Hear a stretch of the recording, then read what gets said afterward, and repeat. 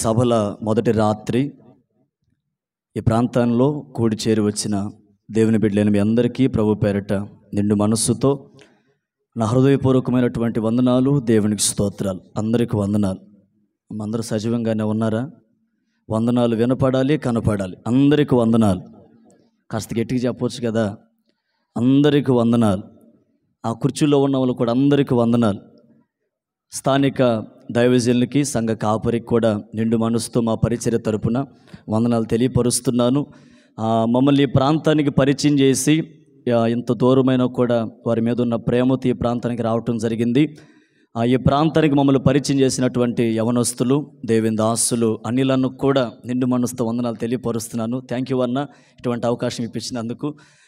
వేదిక మీద ఉన్నటువంటి గనులైన దైవజనులకు, అలాగే చక్కటి సంగీతం అందిస్తున్నటువంటి ప్రియులకు కూడా నిండు మనసుతో వందనాలు తెలియపరుస్తున్నాను. ఇది ఒకసారి రెండు చేతులు పైకెత్తి బిగ్గరగా హల్లెలూయా అని చెప్దామా? కాస్త గట్టిగా చెప్పండి, హల్లెలూయా. మీరందరూ చాలా మంచిగా ప్రాక్టీస్ చేసి వచ్చారు. ఏంటో చెప్పనా, చేతులు పైకెత్తుతున్నాం కానీ నోట్లో నుంచి మాట రావట్లా. అది మొత్తం ప్రాక్టీస్ అయిపోయినట్టుంది మనకు. ఒకసారి గట్టిగా చెప్పండి, చేతులు పైకెత్తి. ఇంకాస్త గట్టిగా చెప్పవచ్చు కదా. గడిచిన దినాల్లో నుంచి భయంకరమైనటువంటి వర్షాలు మనం చూస్తున్నాం. దేవుడు మీ ప్రార్థన ఆలకించి దైవజనులు ప్రేమించి చక్కగా సువార్త ఈ సభలో జరగడానికి దేవుడు సహాయం చేశారు. మిగిలిన 2 దినాలు కూడా దేవుడు ఆశీర్వాదకరంగా జరిగించును గాక. నమ్మిన వారి బిగ్గరగా చెప్పండి ఆమేనని. అలవాటే మీ అందరికీ, కొత్త పదాలు ఏం కాదు కదా, మంచిది. నేను కూడా ఒక పల్లవి, ఒక చరణాన్ని పాడుతాను. ఆ తర్వాత నేరుగా దైవ వర్తమానం నాకు ఇచ్చిన సమయంలోనే, దానికంటే ముందుగానే ముగించడానికి నేను ప్రయత్నం చేస్తాను. ఒక చక్కటి కీర్తన పాడుకుందాం. అందరికి తెలిసిన పాట, అతి పరిశుద్ధుడా స్తుతి నైవేద్యము నీకు అర్పించి కీర్తింతునని పాట పాడుకుందాం. నాతో కలిసి పాడండి. ఒక పల్లవి, ఒక చరణాన్ని పాడుకొని నేరుగా దేవుని వాక్యాన్ని విందాం. C sharp minor.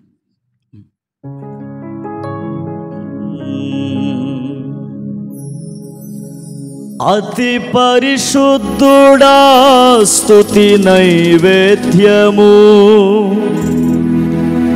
నీకే అర్పించి కీర్తింతును. అతి పరిశుద్ధుడా స్తుతి నైవేద్యము నీకే అర్పించి కీర్తింతును. నీవు నా పక్షమై నన్ను దీవించగా, నీవు నా తోడువై నన్ను నడిపించగా, నీవు నా పక్షమై నన్ను దీవించగా, నీవు నా తోడువై నన్ను నడిపించగా, జీవింతును నీ కోసమే ఆశ్రయమైన నా యేసయ్యా. జీవింతును నీ కోసమే ఆశ్రయమైన నా యేసయ్యా. అతి పరిశుద్ధుడా స్తుతి నైవేద్యము నీకే అర్పించి కీర్తింతును. అతి పరిశుద్ధుడా స్తుతి నైవేద్యము నీకే అర్పించి కీర్తింతును. దయచేసి అందరూ చప్పలు కొడదాం బిగ్గరగా, మనసారా కలిసి. Praise the lord.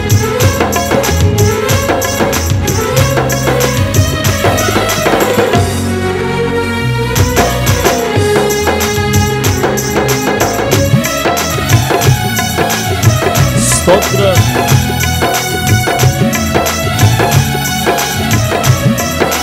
ఉత్సవంగా అందరూ చప్పలు కొడుతూ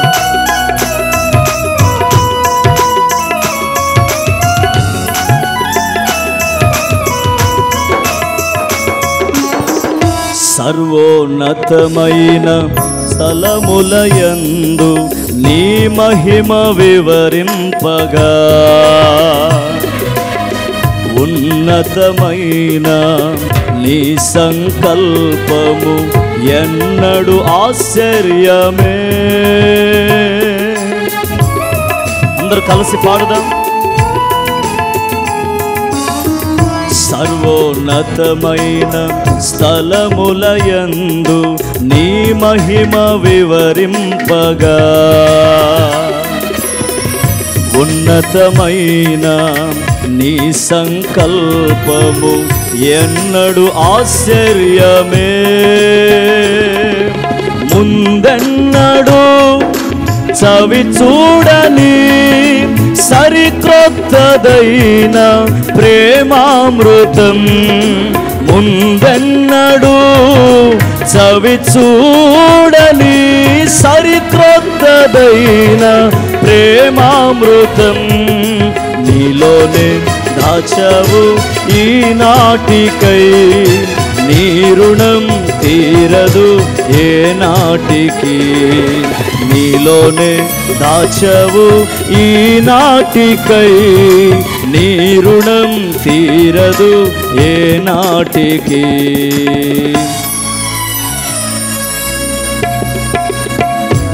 అతి పరిశుద్ధుడా స్తుతి నైవేద్యము నీకే అర్పించి కీర్తింతును నీవు నా పక్షమై నన్ను దీవించగా నీవు నా తోడువై నన్ను నడిపించగా జీవింతును నీ కోసమే ఆశ్రయమైన నా యేసయ్యా జీవింతును అందరూ స్వరమెత్తి కలిసి పాడుదాం ఆశ్రయమైన నా యేసయ్యా జీవింతును నీ కోసమే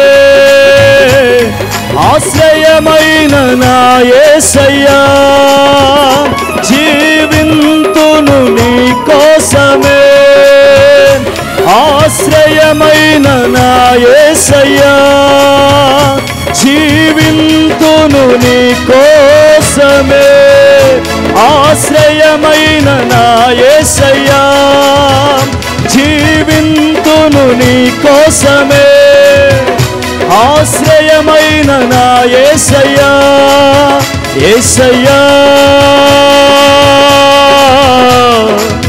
యేసయ్యా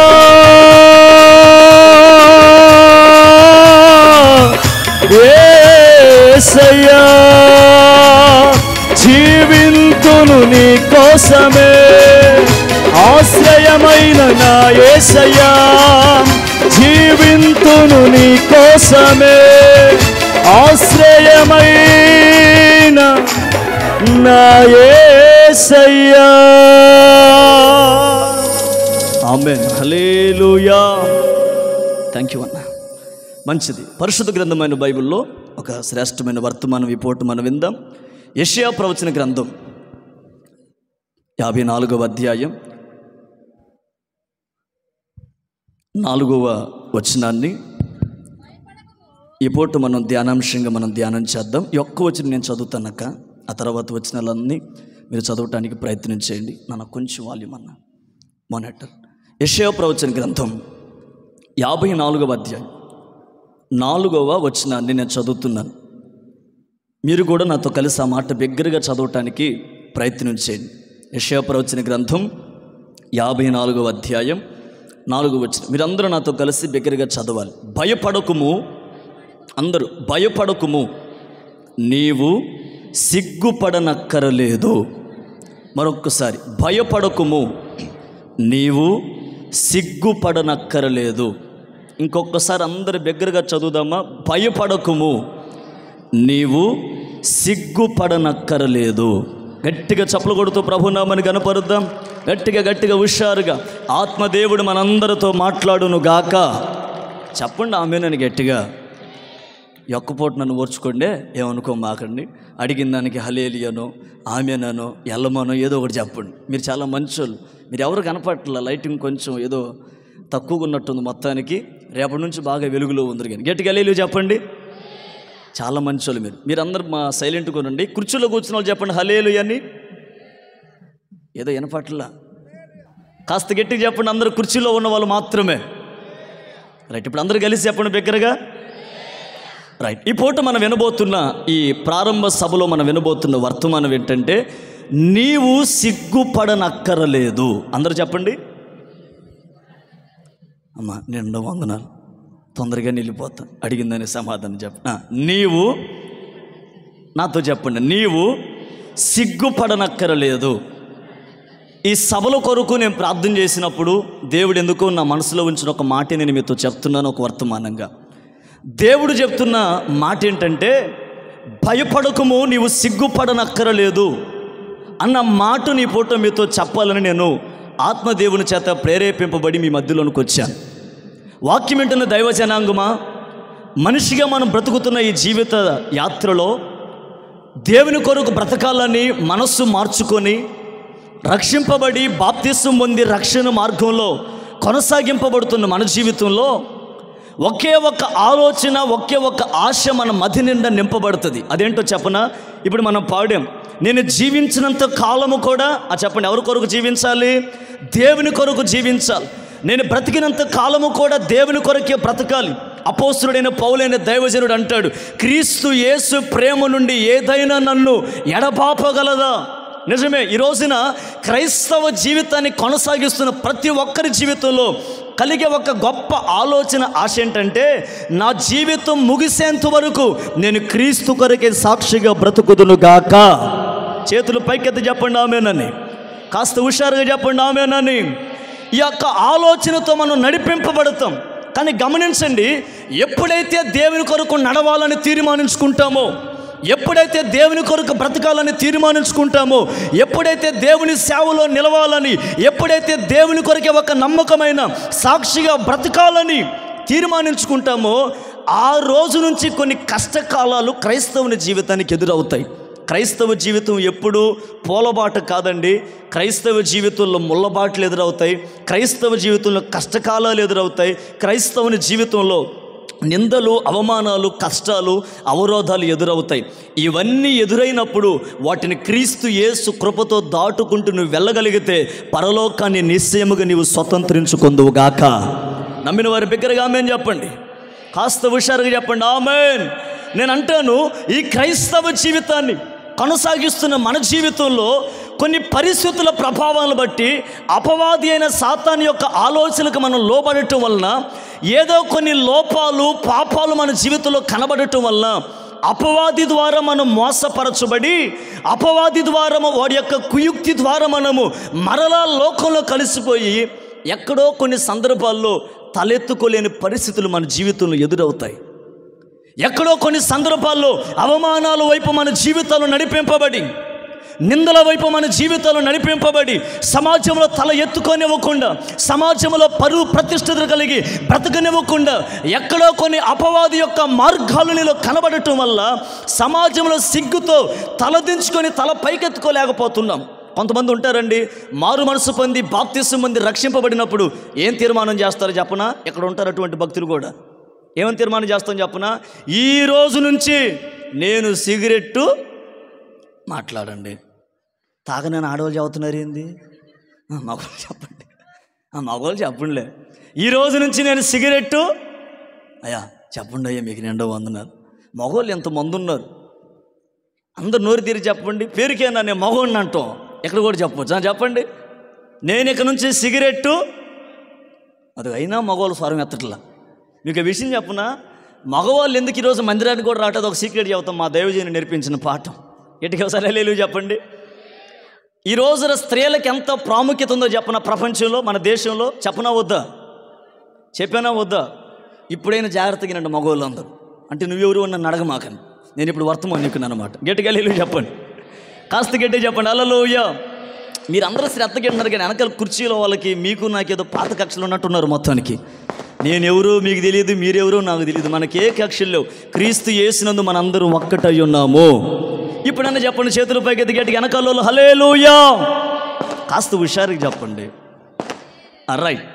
ఈ రోజున దేశంలో మీరు బస్సు ఎక్కండి, బస్సులో ఒక సెంటెన్స్ మనకు కనబడుతుంది, స్త్రీలను గౌరవించడం భారతదేశపు సాంప్రదాయం, వారి కేటాయించిన సీట్లో వారినే. ఇప్పుడు గవర్నమెంట్ వాళ్ళు ఫ్రీ టికెట్ ఎవరికి ఇస్తున్నారు? Bus ticket. మీరేం టికెట్ కొని కూర్చుంటే మీరేం టికెట్ కొనకుండా కూర్చుంటారు, మేమేం టికెట్ కొన్న నుంచొని వస్తాం అనమాట. ప్రాధాన్యత ఎవరికి వచ్చింది? అమ్మఒడి ఎవరికి ఉంది? అమ్మఒడి మా వాళ్ళకి నాన్న పంచుకోలేదు దేవుడి దేవల్ల. అమ్మఒడి కూడా ఎవరికి? స్త్రీలకి. నాకేం చెప్పరాదు? దిశ పోలీస్ స్టేషన్ ఎవరికి చెప్పండి? స్త్రీలకే. డబ్బులు ఎవరు పడుతున్నాయి బ్యాంకులో? డాక్టర్ గ్రూప్ వాళ్ళకే కదా. అసలు సమస్తం మీకే. పురుషులకి ఏముంది? మీరు సిట్టు అంటే సిట్టు, వరగ పైకి అట తిప్పటం అంతే, ఏమీ లేదు. నేను అంటాను, మీరు చక్కగా దేవుని మందులో కడపని దేవుడిని మన గణపరిస్తే స్త్రీలకు మించిన గొప్ప కార్యం సృష్టిలో అసలు మొట్టమొదట తయారు చేయబడిన వ్యక్తి ఎవరండి? స్త్రీయా పురుషుడా? మరి పెత్తను మీదేంది నాకు అర్థం కావట్లా. ఇప్పుడు అందరికి వెళ్ళి చెప్పండి గట్టిగా లేలు అని. ఇప్పుడు కానీ పురుషులు మాత్రం చెప్పండి గట్టిగా. అమ్మయ్య థ్యాంక్స్ అన్న, బతికిచ్చి స్తోత్రం కలుగును గాక. రైట్, వినండి. క్రైస్తవ జీవితంలో మనం ఎక్కడో కొన్ని సందర్భాల్లో అపవాది ద్వారా కొన్ని సందర్భాలు మనం సిగ్గుతో తలదించుకునే పరిస్థితులు వస్తాయి. ఒక మాట చెప్పనా, బాప్తిసం పొందటానికి మునుపు మనం తీర్మానం చేస్తాం, నేను బ్రతికితే క్రీస్తు కొరకు, చావైతే నాకు లాభం. ఎన్ని అవరోధాలు ఎదురైనా, ఎన్ని కష్టకాలు ఎదురైనా, నా మరణం వచ్చేంత వరకు నేను దేవుని కొరకే బ్రతుకుతానని తీర్మానం చేసుకొని బైబిల్ చేతబట్టుకొని ప్రార్థనా మందిరానికి నడిపించబడతాం. ఏమండి, ఆ భక్తి చిరకాలం చేస్తే బాగుండు, కొంతకాలం చేస్తాము, ఎక్కడో మరలా కొన్ని లోపాలు కనబడగానే. బైబిల్లో ఉంది, తిమోతి పత్రిక అనుకుంటాను, ఏమనో చెప్పనా, కడగబడిన పంది మరలా చెప్పండి బురద దగ్గరికి వెళ్ళినట్టు, కుక్క తన వాంతిని కక్కి మరలా. ఈ రోజున క్రైస్తవం యొక్క జీవితం అలాగే మార్చబడిందండి. ప్రార్థనకు వచ్చినంతసేపు పరిశుద్ధంగా కనబడుతున్నాం, ప్రార్థనలో ఉన్నంతసేపు, సభల్లో కనబడుతున్నంతసేపు నాకు లాంటి భక్తిపరుడు, నాకు లాంటి భక్తిపరురాలు ఇక ఎవరు లేరన్నట్లు మార్చబడుతున్నాం. నేను అంటాను, ఈ సభల తర్వాత నీ బ్రతికి ఎలా ఉంది? ఈ ప్రాంగణం దాటిన తర్వాత నీ ప్రవర్తన ఎలా ఉంది? ఈ సభల ముగింపు తర్వాత నీ ఆలోచన, నీ ప్రవర్తన, నీ నడవడిక ఏ విధంగా మార్చబడుతుంది? క్రైస్తవుడు సమయ సందర్భాలను బట్టి మార్చబడేవాడు కాదు. మనం ఆరాధిస్తున్న దేవుడు నిన్న నేడు నిరంతరము మారని దేవుడై ఉన్నాడు.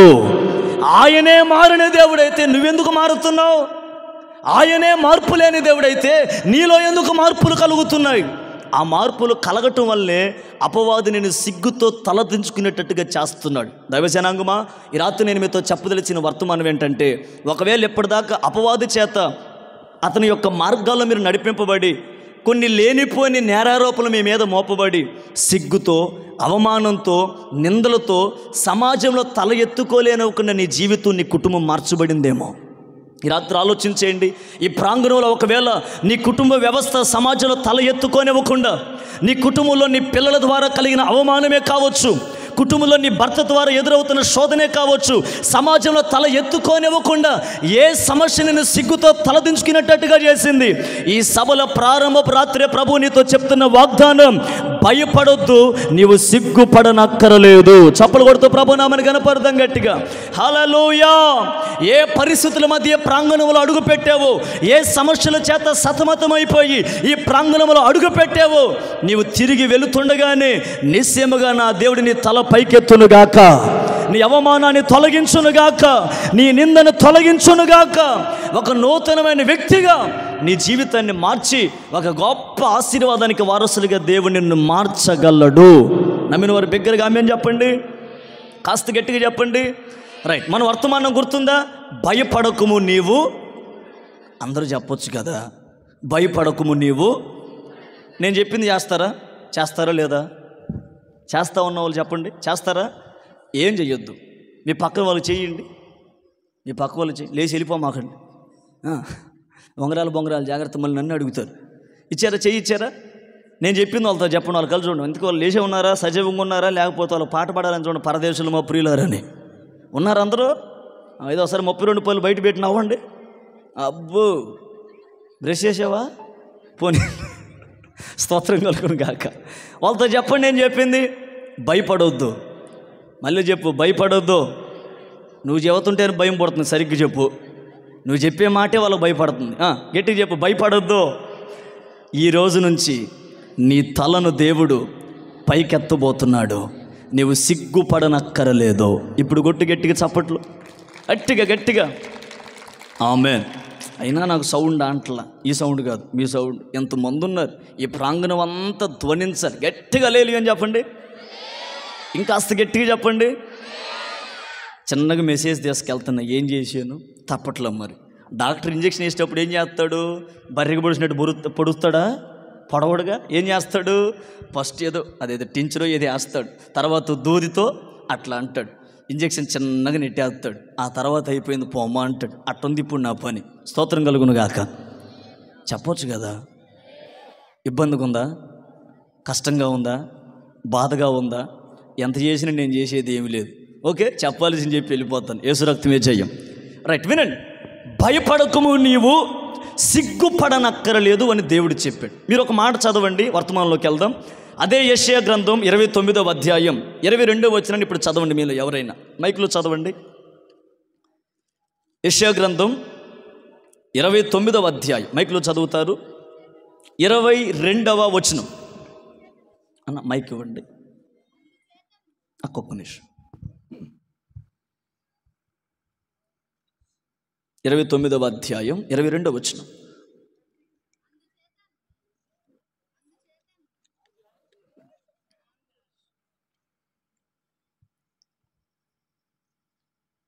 అందుచేతను అబ్రహామును విమోచించిన యెహోవా యాకోబు కుటుంబమును గూర్చి, గమనించండి, యాకోబు కుటుంబమును గూర్చి ఇలాగు సెలవిచ్చుచున్నాడు. ఏమని? ఇక మీదట యాకోబు సిగ్గుపడడు. ఇక మీదట అతని ముఖము తెల్లబారదు. కొడతారనుకున్న చప్పట్లు. ఓహో, మీరు అడిగి చెప్పించుకునే బ్యాచ్ కదా, మర్చిపోయాను. హల్లెలూయా. రైట్, మీరు గమనించారా? నేను ప్రారంభంలో ఏం చదివించాను? భయపడకుము, నీవు సిగ్గుపడనక్కరలేదు. ఇప్పుడు నేను చదివించిన మాటలో సాక్షాత్తు దేవుడే యాకోబు కుటుంబమును గురించి సెలవిస్తున్నాడు. ఏమనో చెప్పనా? ఇక మీదట యాకోబు సిగ్గుపడడు, అతని ముఖము తెల్లబారదు. నేను అంటాను, ఏ దేవుడు యాకోబు గురించి సెలవిచ్చాడో అదే దేవుడు నేటికి సజీవుడై ఉన్నాడు. నీ కుటుంబాన్ని గురించే చెప్తున్నాడు ఆయన. ఈ రోజు నుంచి నీ కుటుంబమైన నీవైనా సిగ్గుపడకుండా దేవుడు చేయబోతున్నాడు. నేను ఒక మాట చెప్తానండి, యాకోబు ఇక మీదట సిగ్గుపడడు అని రాయించాడంటే ఇక మీదట అంటే ఇక ముందు జరగబోయే దినం. మరి అంతకుముందు ఏం జరిగి ఉంటుంది యాకోబుకి? వాక్య జ్ఞానం కాస్త మీకు ఉంటే, వాక్యం మీద పరిజ్ఞానం మీకుంటే, వాక్యాన్ని ప్రతిరోజు చదివేవారైతే ఇక మీదట అన్న మాట వినబడిందంటే అంతకుముందు ఏదో యాకోబు జీవితంలో. ఎంతమందికి అర్థమవుతుంది వాక్యం? అర్థమవుతున్న వాళ్ళు చేయి పైకి ఎత్తండి. ఏదో నువ్వు చదువుతున్నావు, నేను వింటున్నా, చెప్పేది చెప్పి వెళ్ళిపోతే మర్యాదగా ఉంటుంది అన్న వాళ్ళు గట్టిగా వెళ్ళి చెప్పండి. ఆహా, పెద్ద ప్లాన్ వేసావు. స్తోత్రం కలుగును గాక. హల్లెలూయా. నేనే పాపం చేసే చెప్పు తల్లి, నీకు నాకే కచ్చుంది అమ్మయ్య. ఆ బుడపిల్ల చదువుతుంది మొత్తానికి. హల్లెలూయా. రైట్, బాగా మీరు మనసు పెట్టి వినండి. ఇక మీదట యాకోబు సిగ్గుపడడం ఉందంటే అంతకుముందు ఏదో యాకోబు జీవితంలో జరిగిందంటారా లేదంటారా? నేను చెప్తున్నా, యాకోబు జీవితం సిగ్గుతో తలదించుకునేటట్టుగా మార్చబడింది. దైవజనాంగం అక్కడ మీరు గమనించాలి. యాకోబు కుటుంబము గురించి దేవుడు చెప్పాడు. నేను ఈ రాత్రి కాస్త కుటుంబ వ్యవస్థ గురించి కూడా మాట్లాడాలని ఆశపడుతున్నాను. ఈ రోజున కుటుంబ వ్యవస్థలు గమనించండి.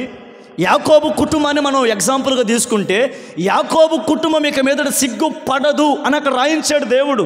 అంటే అంతకుముందు యాకోబు కుటుంబము, ఆ కుటుంబం అంతా సిగ్గుతో తలదించుకునే రోజులు వచ్చాయి. కుటుంబం అనగా మనకు తెలుసు, భార్య, భర్త, వాళ్ళకి కలిగినటువంటి పిల్లలు, వీరి ఈ జీవితాన్ని కలిపి కుటుంబం అంటారు. నేను ఒక మాట చెప్పనా, కుటుంబంలో యజమానే సరిగ్గా లేకపోతే ఆ కుటుంబ వ్యవస్థ ఎలా ఉంటుందో ఆలోచించేయండి. కుటుంబంలో తల్లి యొక్క ప్రవర్తన సరిగా లేకపోతే ఆ పిల్లలు ఎలా మార్చబడతారు? కుటుంబంలో పిల్లలే, యవ్వన కాలంలో ఉన్న పిల్లలే లోకానికి బానిసలైపోయి వాక్యానికి దూరమైపోయి నడిపించబడుతుంటే ఆ కుటుంబ వ్యవస్థ ఎలా నడిపింపబడుతుంది? నేను అంటాను, యాకోబు కుటుంబము ఇక మీదట సిగ్గుపడదని దేవుడు చెప్పాడంటే అంతకుముందు యాకోబు జీవితంలో ఏం జరిగింది? ఏమండి, నేను ఒక మాట చెప్తా. యాకోబు ఒకప్పుడు సిగ్గుతో తలదించుకునే రోజులు వచ్చాయండి, కానీ దేవుడు వాగ్దానం ఇచ్చి చెప్పాడు, ఇక మీదట యాకోబు సిగ్గుపడడు. చప్పలు కొడుతూ ప్రభునామని కనపడదాం గట్టిగా. ఏం జరిగింది యాకోబు జీవితంలో? నేను జ్ఞాపకం చేస్తా సమయ సందర్భాన్ని బట్టి. యాకోబుకి ఒక కూతురు ఉంది. ఆ అమ్మాయి పేరు దీనా. అందరూ చెప్పండి, కాస్త గట్టిగా చెప్పండి. దీనంగా చెప్తున్నారు మీరు అందరూ. ఇప్పుడు చెప్పండి, ఏం పేరు అమ్మాయి పేరు? దీనా. సమయం లేదని ఇలా నేను చెప్పుకుంటూ వస్తున్నా. ఓ రోజు ఏం జరిగిందంటే, అమ్మా నాన్నకు చెప్పకుండా ఇంట్లో ఎవరు పర్మిషన్ లేకుండా యవనస్తురాలని దీనా ఏం చేసిందంటే ఏదో ఒక ప్రాంతం గురించి ఉంది. ఆదికాండం 34వ అధ్యాయంలో ఈ మాటలు ఉంటాయి. ఏదో ఒక ప్రాంతం గురించి వింది. ఆ ప్రాంతం యొక్క ఆలోచన గురించిన ఒక ఆలోచన మనసులోకి వస్తే ఆ ప్రాంతాన్ని చూద్దాం, ఆ ప్రాంతంలో ఉన్న ఆడపిల్లలు ఏం చేస్తారో, ఆ ప్రాంతంలో ఉన్న ఆడపిల్లలు ఏ మోడల్ డ్రెస్సులు వేస్తున్నారో, అసలు వాళ్ళు ఎలాంటి వస్తువులు వాడుతున్నారో చూద్దామని ఎవరితో చెప్పకుండా బయలుదేరి వెళ్ళిపోయింది మహాతల్లి. ఎవరిని బిడ్డలారా బాగా వినండి. నీవు నీ తల్లి యొక్క పరిశుద్ధమైన జీవితాన్ని కాపాడే శక్తి నీలోనే ఉంది. నీ తల్లిదండ్రి తల పైకెత్తుకోవాలన్నా, నీ తల్లిదండ్రి సమాజంలో తలదించుకొని సిగ్గుతో తల దించుకునేటట్టుగా చేయాలన్నా ఎవరి చేతిలో ఉంది? కడుపును పుట్టిన పిల్లల చేతిలోనే ఉంది. నువ్వు చేసిన దాన్ని బట్టే నీ తండ్రి తలెత్తుకుంటాడు రేపొద్దున. నువ్వు ఏది చేస్తావో నిన్ను బట్టి రేపటి రోజున నీ తల్లి 10 మంది మధ్య నిలిచి నవ్వుతూ మాట్లాడగలుగుతుంది. గమనించండి, ఇక్కడ యాకోబు యొక్క కుమార్తె దీనా చేసిన పనేంటో చెప్పన, ఆ ప్రాంతాన్ని చూద్దామని వెళ్ళింది. నేను అంటాను, నాన్నతో ఒక మాట చెప్పొచ్చుగా, అన్నలు ఉన్నారు దున్నల్లాగా, వాళ్ళతో ఒక మాట చెప్పొచ్చుగా. మీకు అర్థమవుతుందా? సహోదరులతో చెప్పకుండా, తల్లితో చెప్పకుండా, తండ్రితో చెప్పకుండా, ఎవరు పర్మిషన్ లేకుండా వెళ్ళిపోయింది ఒక ప్రాంతానికి. ఆ ప్రాంతానికి వెళ్ళిన తర్వాత ఆ ప్రాంతంలో ఉన్న రాజకుమారుడు తన మనసు, తన దృష్టి అంతా ఈ అమ్మాయి మీదకి వచ్చేసింది. ఈ రోజున దేశంలో, రాష్ట్రాల్లో గమనిస్తుంటే ఆడపిల్లల మీద జరుగుతున్న అత్యాచారాలు, ఆడపిల్లలకు వస్తున్న అపాయాలు ఇన్ని అని మనం చెప్పలేవండి. ఏ ఆడపిల్ల ప్రయాణం చేసినా గుండెల్లో ఒక భయం, ఏం జరుగుతుందో ఏమోనని. అర్ధరాత్రి వేళ ఒక ఆడపిల్ల ప్రయాణం చేయాలంటే తల్లిదండ్రుల యొక్క గుండెల్లో ఒక భయం, ఏం సంభవిస్తుందోనేమోనని. చూడండి, ఒక ఆడపిల్ల, ఒక యవనస్తురాలు చేసిన పని ఏంటో చెప్పన, తండ్రిని లెక్క చేయకుండా, తండ్రికి ఏ మాట చెప్పకుండా, కనీసం అన్నలతో కూడా ఏ మాట పంచుకోకుండా నేరుగా ప్రాంతానికి వెళ్ళింది. నేను అంటాను, ఏం చేయడానికి వెళ్ళావు? ఏం చూద్దామని వెళ్ళావు? దేన్ని సంపాదించడం కోసం వెళ్ళావు? వెళ్ళింది ఏదో బాగుందా? ఆడెవడో చూశాడు, తన దృష్టిని నిలిపాడు, ఆమె జీవితాన్ని పాడు చేశాడు. నా మాట వినండి. తలదించుకొని అనుకుంటుంది, ఈ అవమానం ఎలా, ఈ నిందను ఎలా నేను భరించాలి? ఈ విషయం అంతా ఎవరికి తెలిసిందో చెప్పనా? వాళ్ళ అన్నలకు తెలిసింది. ఎవరికి తెలిసింది? నేను ఇలా జ్ఞాపకం చేస్తానండి సమయ సందర్భాన్ని బట్టి. వాళ్ళ నాన్నకి వార్త వినబడినప్పుడు ఎంత బాధపడి ఉంటాడు. ఎవరు వాళ్ళ నాన్న? చెప్పండి, ఎవరు వాళ్ళ నాన్న? కాస్త గట్టిగా చెప్పండి, ఎవరు వాళ్ళ నాన్న? నేను చదివించిన మాట జ్ఞాపకం వచ్చిందా? ఇక మీదట యాకోబు సిగ్గుపడడు. అతని కుటుంబం గురించి రాయబడిన మాట. అంటే ఇప్పుడు అతని కుటుంబంలో యాకోబు తలదించుకున్నాడంటే ఎవరిని బట్టి తలదించుకున్నాడు? ఎవరిని బట్టి సిగ్గుపడిపోయాడు? ఎవరిని బట్టి సమాజంలో తల ఎత్తుకోలేకపోయాడంటే వాళ్ళ కన్న కుమార్తె చేసిన ఒక భయంకరమైన చెడు పాపం వల్లే కదా. నేను అంటాను, ఆ కుమార్తె చేసిన పనిని బట్టి తండ్రి సమాజంలో తల ఎత్తుకోలేకపోయాడు. ఈ రోజున యాకోబుకి ఎంత పేరుందండి. యాకోబు ఏమన్నా చిన్న చితక మనిషా? యాకోబుకు ఒక పేరుంది. యాకోబుని దేవుడు ఆశీర్వదించాడు. అతను ఒక గొప్ప జనముగా చేయాలని దేవుడు ఉద్దేశించాడు. ఇన్ని కార్యకలాపాలు యాకోబు నడిపిస్తుంటే వాళ్ళ కూతురు చేసిన పని ఆలోచన చేయండి ఒకసారి. తండ్రిని లెక్క చేయకుండా ఏదో ప్రాంతాన్ని చూద్దామని, అక్కడున్న ఆడపిల్లల ప్రవర్తన గమనిద్దామని వెళ్ళి చివరికి ఒక పాప ఊబిలో పడిపోయిందండి ఆమె జీవితం. అదే మాట యాకోబు కినబడితే ఎక్కడ తలెత్తుకుంటాడు? నేను అంటాను, మన భాషలో చెప్పాలంటే బజార్లో నడవాలంటే ఎవడో ఒకరు అంటాడు, యాకోబు ఏంటి నిన్న నీ కూతురు అక్కడెక్కడ కాదేదో ఊరు వెళ్ళిందంట. ఎక్కడ తలెత్తుకుంటాడండి యాకోబు? యాకోబు నీ కూతురు ఏదో నీ మాట లెక్క చేయకుండా ఏదో ప్రాంతానికి వెళ్ళిందంటే ఏంటి కథ? ఎక్కడ తలెత్తుకుని మాట్లాడగలుగుతాడండి యాకోబు? తలదించుకొని గుండెలు బాదుకుని ఏడుస్తుంటే, తల్లులారా వినండి, ఏడుస్తుంటే ఆ చెల్లెల యొక్క జీవితాన్ని చెరిపేరని చెప్పేసేసి వాళ్ళ అన్నలు ఉన్నారు చూసారా, రాత్రికి రాత్రి, ఇదంతా 34వ అధ్యాయం ఉంటుంది చరిత్ర. రాత్రికి రాత్రే ఆ ఊరి మీద పడిపోయి ఊరిలో ఉన్న మగజాతి మొత్తాన్ని సంహరించారండి. ఒక బాధతో, కూతురు బాధతో ఏడుస్తూ గుండెలు బాదుకొని తల ఎట్లా ఎత్తుకోవాలి అర్థం కాక ఏడుస్తూ సిగ్గుపడిపోయి ఉంటే, ఈ బాధ నుంచి తేరుకునే లోపే, ఈ బాధ నుంచి బయటపడే లోపే, ఈ బాధ నుంచి ఆ బంధకాలు తెంచి వేయబడే లోపే వాళ్ళ కుమారులు ఏం చేశారు చెప్పనా? రాత్రికి రాత్రి వెళ్ళేసేసి ఆ ప్రాంతంలో మగ సంతానాన్ని మొత్తం చంపేశారు. ఈ మాటలు వినపడ్డాయి యాకోబుకి. కూతురేమో పాప ఊబిలో పడిపోతే కుమారులేమో నరహంతకులుగా మార్చబడ్డారు. బజారులో వెళ్తుంటే, ఏంటి యాకోబు, నిన్నేదో నీ కూతురు పాప ఊబిలో పడిపోయిందని మేము అనుకుంటుంటే నీ కొడుకులు కూడా అలాంటి వాళ్ళేనా? ఇదేనా నువ్వు నేర్పించిన సంస్కారం? ఇదేనా నువ్వు నేర్పించినటువంటి పాఠం వాళ్ళకి అని సమాజంలో యాకోబును గురించి మాట్లాడుతున్నారండి.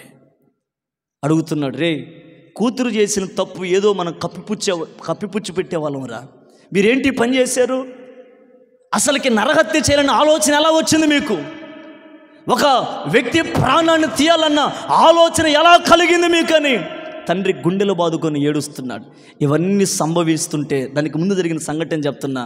ఆయన కట్టుకున్నటువంటి భార్య రాహేలు వాళ్ళ నాన్న విడిచిపెట్టి వచ్చేటప్పుడు ఆ ఇంట్లో కొన్ని విగ్రహాలు దొంగిలించి మొత్తానికి వెళ్ళిపోతూ ఉన్నారు. ఈ మాటలు వినండి బాగా.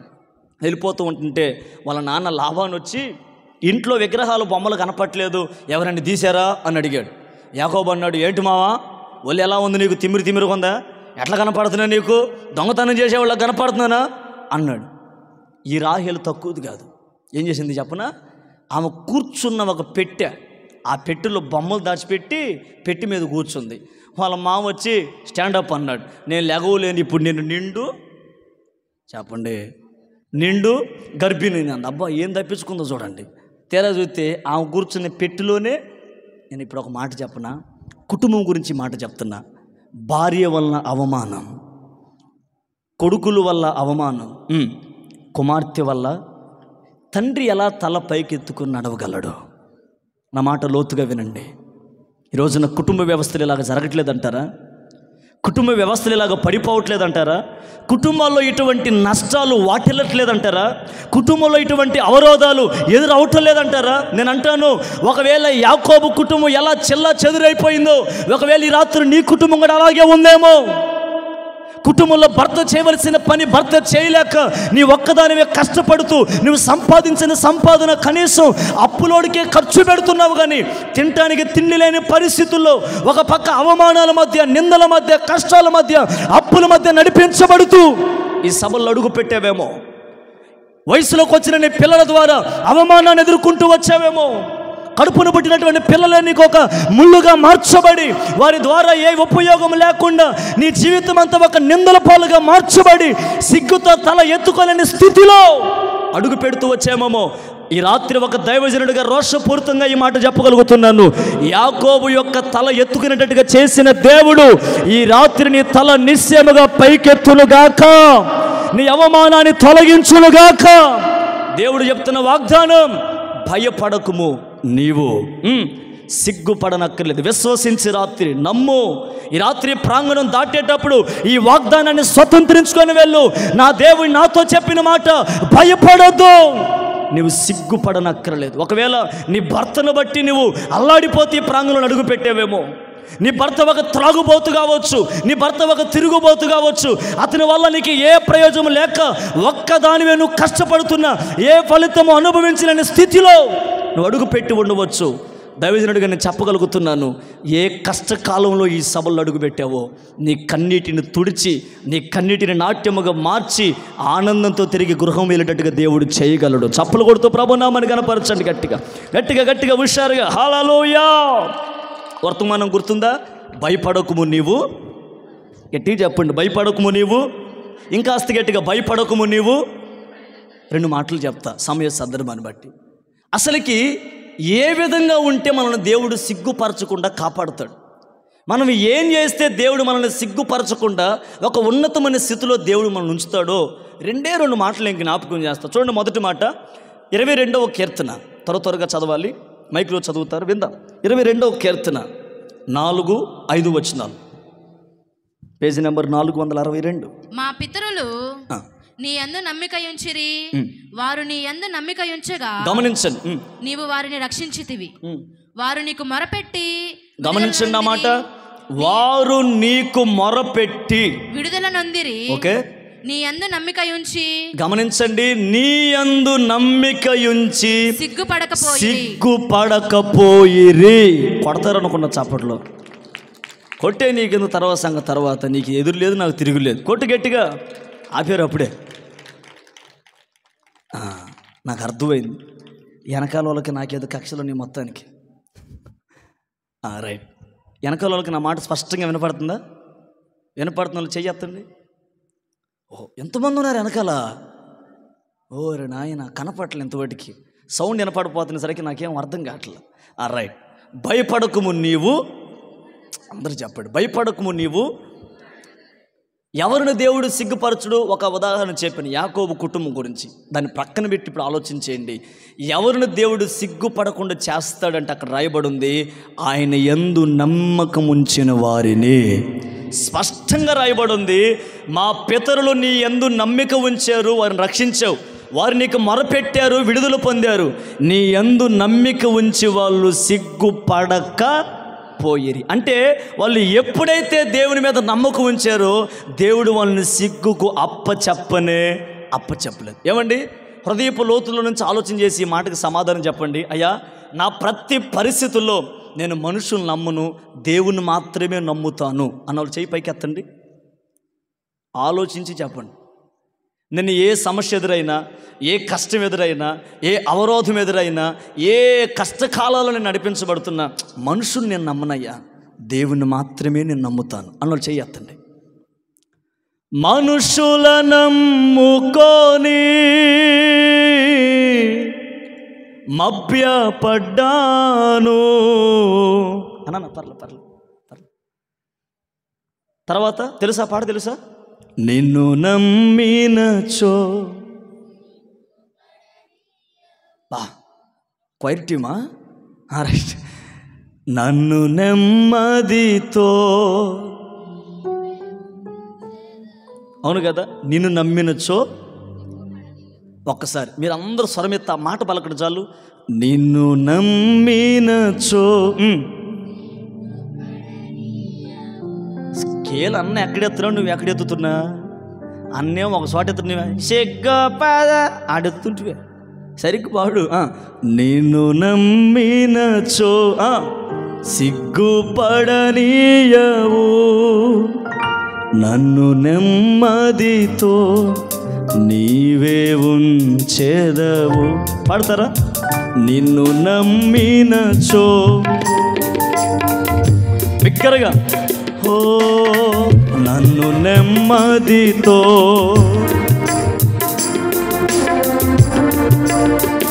ఆపత్కాలమున నమ్ముకొనదగిన, ఆపత్కాలమున యేసు నీవే ఆధారము, యేసు నీవే, ఓహో యేసు నీవే ఆధారము, యేసు నీవే. నిన్ను నమ్మినచో, స్తోత్రం, నన్ను నెమ్మదితో నీవే ఉంచెదవు. హల్లెలూయా. మనుషులు నమ్మితే ఏం జరిగిద్ది? సిగ్గుతో తలదించుకోవాల్సి వచ్చింది. ఒక మాట చెప్పనా, మనిషి ఎంత సహాయం చేయగలడు నీకు, మనిషి ఎంత ఉపయోగపడగలడు నీకు, మనిషి ఎంత దూరం నీతో నడవగలడు. నేను అంటాను, ఈ రోజున అక్కడ రాయబడిన మాటను బట్టి ఎవరు సిగ్గుపడకుండా ఉంటారా అంటే, ఎవరైతే దేవుణ్ణి నమ్ముతారో, దేవుని యందు నమ్మకం ఉంచుతారో వాళ్ళని సిగ్గుపడనివాడు ఆయన. ఎవరు ఒక మాట ఆలోచన చేయండి. ఈ రోజున క్రైస్తవులుగా, అన్యులను పక్కన పెడదాం, క్రైస్తవులుగా బ్రతుకుతున్న నీవు నేనే దేవుని యందు నమ్మకం ఉంచకపోతే మరి ఎలా దేవుడు నిన్ను సిగ్గుపడకుండా కాపాడగలడు? వ్యాధి వచ్చింది, వ్యాధి వచ్చినప్పుడు వైద్యుల దగ్గరికి వెళ్ళాలి కాదంట్లా, వైద్యులకి మించిన పరమ వైద్యుడు నీకు తోడై ఉన్నాడు. Praise the lord. నువ్వేం చేస్తావు? ఆయన పక్కన పెట్టి నీకేదో సోనియా గాంధీ పర్మిషన్ ఇచ్చినట్టు నేరుగా వెళ్తావు ఆయన దగ్గరికి. ఓపీ రాపించుకుంటూ ఆయన బీపీ చూస్తాడు, షుగర్ ఎక్కువైందో తక్కువైందని చెప్తాడు. ఆ రోజు నుంచి గుండెల్లో భయం. ఆయన చెప్పేది ఎంత మాట, నీ ఫీలింగ్ చూడాలి, ఎంత భయం, ఎప్పుడు చస్తానో ఏమైందో అదొక భయం. విశ్వసించిన వాడు ఎన్నడూ కలవరపడడం. Praise the lord. ఎందుకు భయం? నేను అంటాను, ఈ రోజున మనిషి ప్రతి సందర్భంలో ఎందుకు భయపడుతున్నాడు చెప్పనా? మనుషులను నమ్మే. ఈ మాట కాస్త మీరు ఆలోచన చేయండి. ఏ వ్యక్తిని నువ్వు నమ్మినా మనుషు వల్ల ఏ ప్రయోజనం నీకు కలగదు. కలుగుతుందేమో కొంతవరకే, కానీ పూర్తిగా నువ్వు సిగ్గుపడకుండా అంతవరకు దేవుని కొరకు నిలవాలంటే నీ నమ్మకాన్ని దేవుని మీదే నువ్వు నిలుపుదువుగాక. చేతులు పైకెత్తి చెప్పండి ఆమేనని. నేను అంటాను, మనుషులు నమ్మటం వల్ల నీకు ఏం సంభవిస్తుందో తెలుసా? మనుషులు నమ్ముకోవటం వల్ల ఎంత సహాయం కలుగుతుంది. ఈ రోజున చూస్తున్నాం కదా, మనం పేపర్లో టీవీలో చూడట్లేదా? నమ్మిన స్నేహితుడే ప్రాణం తీశాడు, నమ్ముకున్న భర్తే ప్రాణం తీశాడు. ఆ మధ్య ఒకడు ప్రేమించాను పెళ్లి చేసుకున్నానని చెప్పేసి భార్యని 36 ముక్కలు కట్ చేశాడంట. ఇదేదో మోసం ముక్కలైనట్టు. ఎన్ని ముక్కలు? నమ్మింది కదా, నమ్మితే ఇదే జరుగుతుంది. ఈ రోజున ఎవడో ఫేస్బుక్లో పరిచయమేడంట, హాయి దగ్గర నుంచి స్టార్ట్ అయింది. అబ్బో ఇంకెక్కడికి పోయిందో మరి. మెసేజ్లు చేసి చేసి చేసి రేపు నేను నిన్ను చూడాలనుకుంటున్నాను, నీవు చూడాలని లేదా అంటాడు. పలానా చోట ప్లేస్ పెడతారు, నమ్మి వెళ్తారు. చిట్ట చివరికి ఏమైందో ఏమో, అమ్మాయి మృతదేహం మాత్రమే కనబడిందని ఒక వార్త. నమ్మి వెళ్ళావుగా? నమ్ముకున్న భర్త ద్వారా ఈ రోజున ప్రయోజనం కలుగుతుందా? నమ్ముకున్న స్నేహితుని ద్వారా ప్రయోజనం కలుగుతుందా? ఈ మధ్య ఒక యవనస్తుడు నాకు కనపడ్డాడు. అటు ఎట్టున్నాడు చెప్పనా? రెండో దేవదాసే. అబ్బో ఎంత పెంచుకున్నాడు, గెట్ట ఎడదాకా పెంచాడు. జుట్టు చూడలేక వెనకాలంతా నేను ఆడపిల్ల అనుకున్న ఫస్ట్. ఏంట్రా బాబు ఎట్టు అయిపోయావంటే, నీకు తెలియదు ఏముందన్నా, నీకు తెలుసుగా నా చరిత్ర అంతా. తెలియదు చెప్పురా బాబు అంటే, నమ్మేనన్న అమ్మాయిని. ఎవడు నమ్మమన్నాడు? నేను నమ్మమన్నానా? నమ్మేనన్నా. ఎంత డబ్బులన్నా, డైరీ సిల్క్ అంటే 200 2 అతికిచ్చి మరి ఇచ్చానన్నా, పెద్దది కావాలంటే. ఒకటి ఇవ్వచ్చుగా. ఇదే కాస్త మానుకుంటే మనం బాగుపడతాం అనమాట. స్తోత్రం కలుగును గాక. చివరికి ఏమైంది అబ్బాయి? వివాహం ఏమైందా? లేదన్నా, ఏదో పెద్ద సంబంధం వచ్చిందంట. మనలాంటి వాళ్ళతో ఎందుకని వాళ్ళని చేసుకుంది. పెళ్లి కార్డు కూడా ఇచ్చిందన్న, రమ్మని అన్నాడు. మరి పోయి భోజనం చేసి రాకపోయావు అన్నా. ఎందుకులన్నా అంటున్నాడు. నమ్మేవుగా? నేను అంటాను, లోకంలో నువ్వు ఎవరు నమ్మినా వాళ్ళ ద్వారా ఏ ప్రయోజనం నీతో ఉండదు. ఇంకొక మాట చెప్పనా, కాస్త కఠినంగా ఉన్నా, కట్టుకున్న భర్తను నువ్వు నమ్మేవు కదా, రేపొద్దున ఆయనో నువ్వు ముందో ఒకరు చనిపోతారు లేదా? ఏందయ్యా సావు గురించి అవుతున్నాడు చూస్తున్నారు. మనిషి అన్న తర్వాత సావాల్సిందే ఒక రోజున. అవునంటారు కాదంటారా? మరి పెళ్లి నాటప్పుడు ప్రమాణం చేశాడుగా, ఏమని? వ్యాధి యందును. పెళ్ళైన వాళ్ళు చెప్పండి అమ్మా, ఆరోగ్యం. నీకు ఎప్పుడైంది వ్యాధి? నువ్వు చెప్తాముడా, నీకు పెళ్ళి ఎందుకు చెప్పు, నువ్వే తెకాసా. వ్యాధి అందును, ఆరోగ్యం అందును, కష్టమందును వినపట్ల. నీ మేకల్ని నీ గొర్రెల్ని ప్రేమించి కడదాకా నీతోనే ఉంటాను అన్నాడు. పాస్టర్ గారు అడుగుతాడు, ఈ ప్రమాణం ఎంతవరకు? ఇప్పుడు ఇంగ్లీష్ వచ్చింది, లైఫ్ లాంగ్ అన్నాడు. అంటే జీవితాంత మరణాంత వరకు అంటున్నారు. నేను అంటాను, మరణం వరకు తోడుగా ఉంటున్నాడు భర్త. ఈ రోజుల్లో విడాకులు తీసుకునేవారు లేరంటారా? కుటుంబ వ్యవస్థలు విడిపోయేవారు లేరంటారా? నేను చెప్పదలిచిన మాట, మనుషులు నమ్మటం వల్ల నీకు ఏ ప్రయోజనం ఉండదు. నేను చెప్తున్నాను, ఈ రాత్రి సర్వశక్తి కలిగిన దేవుని యందు నువ్వు నమ్మకం ఉంచగలిగితే ఎన్నడూ నువ్వు సిగ్గుపడకుండా తల పైకెత్తుకునేటట్టుగా దేవుడు చేయగలడు, చేస్తాడు కూడా. ఎప్పుడో చెప్పునా, నువ్వు దేవుడిని నమ్మాలి. వ్యాధి వచ్చినా నా దేవుడు నన్ను స్వస్థపరుస్తాడని నమ్ము. ఆరోగ్య ప్రదాత అయిన దేవుడు అరికాలు మొదలుకొని నడినెత్తి వరకు ఆరోగ్యాన్ని నీకు ప్రసాదించునుగాక. చేతులు పైకెత్తి చెప్పు ఆమేన్. నీ కుటుంబంలో కష్టకాలాలు వెంబడిస్తున్నాయా? నా దేవుడు నాకు సహాయము చేయగలడని నమ్మి విశ్వసించు. నీ పట్ల ఘనమైన కార్యం దేవుడు జరిగిస్తాడు. మనుషుల మీద నమ్మకాన్ని పక్కన పెట్టు. మనుషులు నమ్మి మోసపోయిన దినాలు చాలు. మనుషులు నమ్మి తలదించుకున్న దినాలు చాలు. మనుషులు నమ్మి సిగ్గుతో తలదించుకున్న దినములు ఈ రోజుతో సమాప్తము చేయి. ఈ రోజు నుంచి నమ్మదగిన దేవుని నమ్ముకోవటం ప్రారంభించు. నీ జీవితాన్ని ఇదిగో ఈ గ్రామంలో ఒక వెలుగుకరంగా నా దేవుడు చేయగలడు. హల్లెలూయా. ఎందుకు చెప్పనా, ఆయన నమ్మి మోసపోయిన వ్యక్తులు ఎవరు ఈ లోకంలో లేరు కదా. మన పితరులు అంటే దేవుని యందు నమ్మకం ఉంచారు. వాళ్ళు నమ్మకం ఉంచి ప్రార్థన చేశారండి. యెహోషువ భక్తుడు అన్నాడు, సూర్యుడిని ఆపాడు, చంద్రుని కూడా ఆపాడు. నీకు వచ్చే తుమ్ము నాపు నేను చెబుతాను, నీ సంగతి ఏందో. నీకు అర్థమైంది మ్యాటరు? అసలు అది రాకముందే అరే ఏంటంటే చెప్పండి, తుమ్ము నాపులేం మనం. యెహోషువ ఏం ఆపాడు? అయ్య బాబా గట్టిగా చెప్పండి. మగవాళ్ళందరూ గట్టిగా హల్లెలూయా చెప్పండి. ఎవరిళ్ళు తగులుకొని ఇక్కడ మొత్తం కూర్చున్నారు చిన్నపిల్లలు మొత్తం. చెప్పండి, మగవాళ్ళు మొత్తం గట్టిగా హల్లెలూయా చెప్పండి. నిద్రపోతున్నాను గట్టిగా హల్లెలూయా చెప్పండి. వాడిని కార్లు ఏంట్రా ఖాళీ ఉంది. స్తోత్రం కలుగును గాక. చెప్పండి చేతులు పైకెత్తి. మీకు నిద్ర రాకూడదు. నాకు టైం లేదు అయినా చెబుతున్నా. టైం ఉన్న సమయంలోనే కొన్ని మాటలు కాస్త అప్పుడప్పుడు మీరు కదిలించుకోవాలిగా. కదిలికపోతే మీరు ఎట్ట చూస్తున్నారంటే అసలు సీరియస్గా ఈ పూట ఏదో మీకు ప్రధానమంత్రి గారు ఫోన్ చేసి ప్రపంచ భారం అంతా నీ మీద వేసినట్టు చూస్తున్నావు. నువ్వేదో దేశాన్ని మోసేటట్టుగా. ఇంట్లో దేశాలు మోతేసాలు మనం. హల్లెలూయా. ఎక్కడ ఆపిన సబ్జెక్టు అవి గుర్తుండు. 3 రోజులు నొత్తున్నాను. 3 రోజులు ప్రార్థనలు అయిపోయిన తర్వాత అమ్మా 3 రోజులు సభలు జరిగిన వాక్యాలు విన్నారా? ఏం చెప్పారు? ఏం చెప్పారో కానీ నాకు తెలియదు కానీ భలే చెప్పారు. అదే ఏం చెప్పారు అది మాత్రం అడగొద్దు. భలే చెప్పారు. మొదటి రాత్రి ఏదో, రెండవ రోజు ఏదో, మూడో రోజు ఇంకేదో. హల్లెలూయా. ఏంటో మరి చెప్పిన మాటలు హృదయంలో దాచిపెట్టుకుంటే అంతకు మించిన ఆశీర్వాదం ఇంకోటి లేదు. చప్పలు కొడుతూ ప్రభునామని కనపరచండి. యెహోషువ భక్తుడు సూర్యుడిని ఆపాడు. తర్వాత ఎవరిని ఆపారు అని చెప్పిన సమయం దాకా ఆగేయండి. ఎందుకని? వారు దేవుని నమ్మారు. మోషే దైవజనుడు ప్రజల్ని వెనకాల ఉంచుకొని ఎర్ర సముద్రం ముందు నుంచుంటే నమ్మాడు. ఆ కర్రను ఎర్ర సముద్రం వైపు చాపి ప్రార్థన చేయగా ఎర్ర సముద్రము ఆరిన నేలగా దేవుడు మార్చాడు. కారణం మన పితరులు దేవుని యందు ఏ ఉంచారంట? నమ్మకం ఉంచారు. అందుకే వాళ్ళని సిగ్గుపరచలే దేవుడు. ఈరోజు నీ నమ్మకాలు ఎందుకు ఉమ్మైపోతున్నాయి? నువ్వు నమ్మిన వాళ్ళు ఎందుకు నీకు మోసం చేస్తున్నారు? నీవు నమ్మినది ఏది ఎందుకు నీతో రావట్లేదంటే నీవు మనుషులు నమ్ముతున్నావు కానీ దేవుని నమ్మలేకపోతున్నావు. నేను అంటాను, మనుషులను నమ్మిన నమ్మకపోయిన దేవుని నమ్మి చూడు, నీ పట్ల గొప్ప కార్యము దేవుడు చేయగలడు. బైబిల్లో ఒక రాజు ఉన్నాడండి.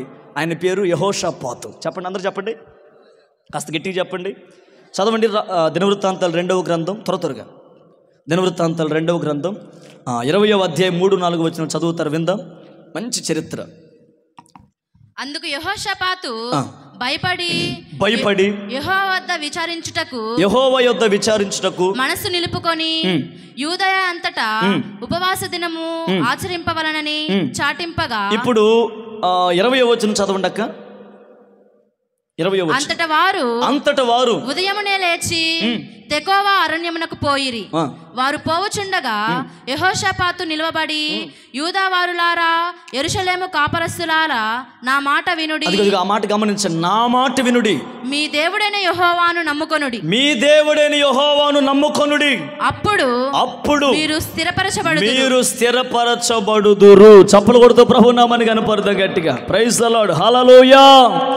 యెహోషాపాతు అనే ఒక రాజు తన రాజ్యాన్ని పరిపాలిస్తుంటే 20వ అధ్యాయం 1వ వచనంలో కొంతమంది శత్రువులు ఆయన మీదకి దండెత్తి వస్తున్నారు. తల్లరా బాగా వినాలి. శత్రువులు వస్తున్నారు. ఎవరో దూరం నుంచి చూచి చెప్పారు యెహోషాపాతు రాజుతో, రాజా, మన సైన్యం మీదకి ఒక సైన్యంగా ఇంచుమించు 2-3 సైన్య అధిపతులందరూ వస్తున్నారు మనల్ని సంహరించాలని. ఈ మాట యెహోషాపాతు రాజుకు వినపడగారు. అక్కడ మీరు చదివారు 4వ వచనంలో యెహోషాపాతు రాజు భయపడ్డాడు. ఏమైపోయాడు ఆయన? ఒక మాట చెప్పనా, ఆయన చూసి భయపడలా, చెప్పింది ఈయన. ఈరోజున అదే కదా జరుగుతుంది. ఆ రోజుల్లో కరోనా వచ్చి చచ్చిన వాళ్ళకంటే వచ్చిద్దేమోనన్న భయపడి, అవునంటారా కాదంటారా? అవును కదా. వచ్చి చనిపోయిన సంఖ్య కంటే వచ్చిద్దేమోనన్న భయంతో చనిపోయేవాళ్ళు ఎక్కువైపోయారు. యెహోషాపాతు రాజు భయపడ్డాడు. సరే, అక్కడ పక్కన పెడదాం. భయపడి ఏం చేశాడు చెప్పనా? పరిగెత్తి పారిపోలా. రాజ్యం ఏమైపోతే నాకెందుకులని ఎక్కడ దూరంగా గుహల్లోకి వెళ్ళి దాక్కోలా. ఆయన చేసిన గొప్ప పని, తన రాజ్యం అంతటిని తీసుకొచ్చి ఉపవాస ప్రార్థనలు ఏర్పాటు చేశాడు. చేసి ఏం చేశాడు చెప్పనా? నేను ఇప్పుడు చదివిన 20వ వచనంలో, అంతటి వారు ఉదయమునే లేచి తెకోవ అరణ్యమునకు పోయిరి. వారు పోచుండగా యెహోషువ ఒక మాట చెప్పాడు. ఏమన్నా చెప్పనా?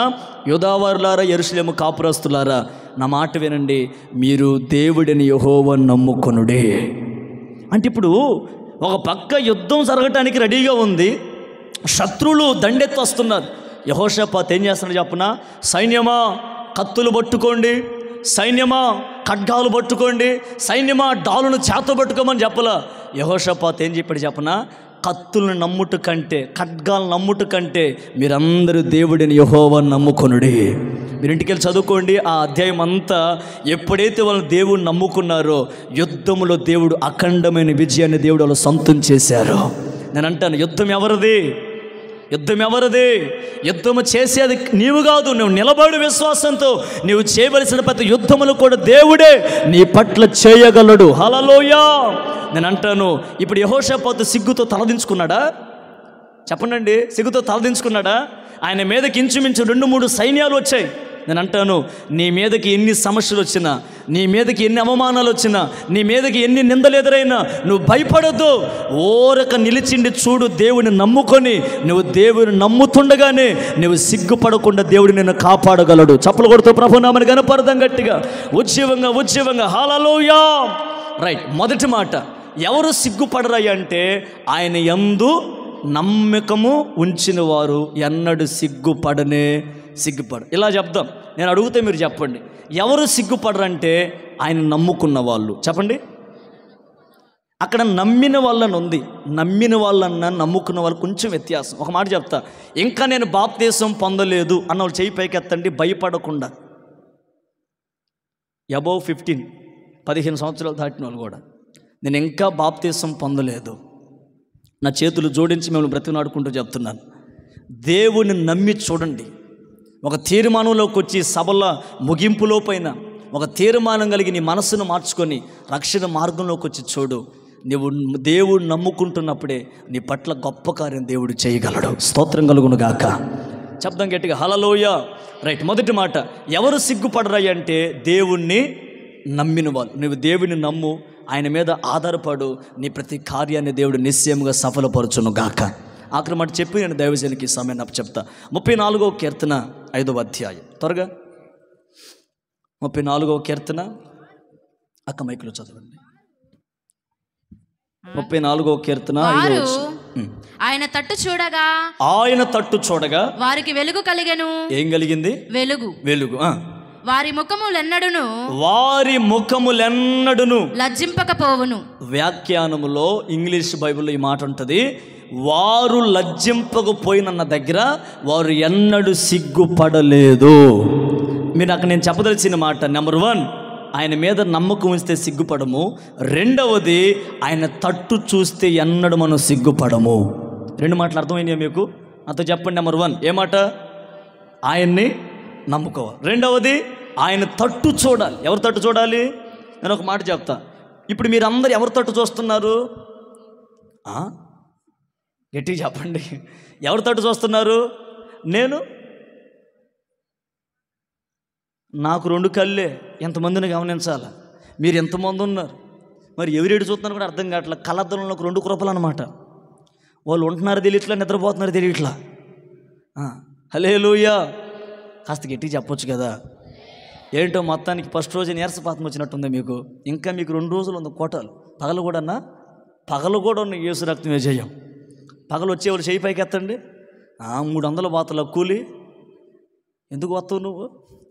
లక్షల రూపాయలు ఖర్చు పెట్టి ప్రయాసపడి ఇంత సభలు ఏర్పాటు చేస్తుంటే నువ్వు పనికి వెళ్ళావు అనుకో, ఏం జరిగిద్దో కూడా చెప్పినా వద్దా అన్న? పగలపూట పనికి వెళ్ళే వాళ్ళు ఉంటారా? ప్రార్థనకు వచ్చే వాళ్ళు ఉంటారు ఎక్కువ? వెళ్తున్నారా? పనులు కూడా వెళ్తారా? అట్టయితే వద్దులే, మళ్ళీ టైం వేస్ట్ ఎందుకు? ఒకళ్ళు వెళ్ళే వాళ్ళు ఉంటే చదువుదాం అనుకుంటున్నా. యేసు రక్తమే చేయి, నన్ను ఏం చేస్తావు చెయ్యని ఒకటి ఉంది పాట, దాని గురించి చదువుదానికి. ఇంకెందుకులే టైం వేస్ట్, కానీ సమయం లేదు. ఈ మాట వినండి, ఆయన యందు నమ్మిక ఉంచాలి. రెండవది, ఆయన తట్టు. మీకు మాట చెప్పున, దావీదు ఒక కీర్తన ఇలాగ రాస్తాడు, కొండల తట్టు నా కన్నులు, నాకు సహాయం రాలేదు కూడా ఆయనకి. తర్వాత కీర్తనలు అంటాడు, ఆకాశం వైపు నా కన్నులెత్తుచున్నాను, నా సహాయము నీవు మాత్రమే. గమనించారు వ్యత్యాసం?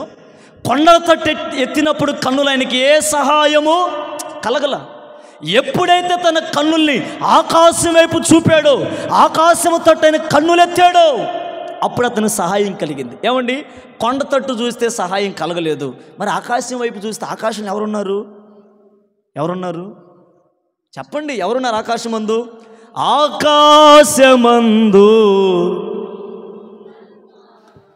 నాకెవరున్నారు నా ప్రభు, ఆకాశమందు అందరూ నాకెవరున్నారు నా, చప్పలు కొట్టొచ్చు కదా, స్తుతి పాత్రుడా